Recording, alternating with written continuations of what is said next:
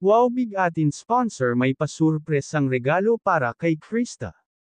Ito ang pag-uusapan natin maya-maya lamang, pakiusap patapusin ang video para malaman ang nilalaman nito at kung bago ka pa lang sa aking YouTube channel paki-subscribe para lagi kang updated sa video ng mga kalingap.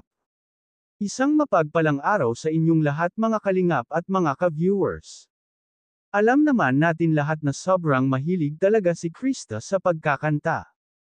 Isang beses nga habang paparating sina Kalingap Rab sa bahay ni Krista kahit malayo pa lang sila ay naririnig nila na kumakanta itong si Krista habang nagpapakain nga ito sa mga alaga niyang baboy ay wala itong ginawa kundi kumanta ng kumanta talagang inaaliw niya ang kanyang sarili sa pagkakanta.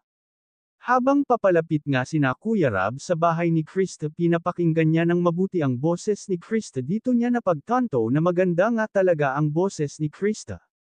Kahit si Kalingap Rab ay humanga sa boses nito may isang viewers nga ang nagkomento na sana naman daw ay may isang bigatin sponsor ang magregalo kay Krista ng isang video okay para naman daw pag naboboring itong si Krista sa bahay nila sa bundok at nalulungkot ay pwede na itong mag-video okay.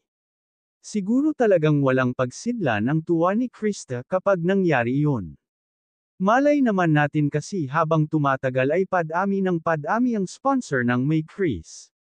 Dahil kung ihalin tulad natin si Krista kay Bianzi ay pareho silang maraming sponsor at kung matatandaan din natin si Bianzi ay marunong din kumanta kaya nga pag pumupunta din si Kalingap Rab sa bahay ni Bianzi ay kumakanta din si Bianzi kasama si Kalingap Edo at matatandaan natin ay dito rin nakilala ng husto si Bianzi sa pagkanta nila ni Kalingap Edo.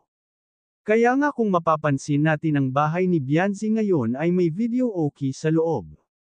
Kaya doon sa nagkomento na sana may mag-sponsor kay Krista ng video okay sana ay magkatotoo para naman ay may video okay na si Krista dahil sa mahilig nga ito kumanta panigurado labis niya itong ikatutuwa.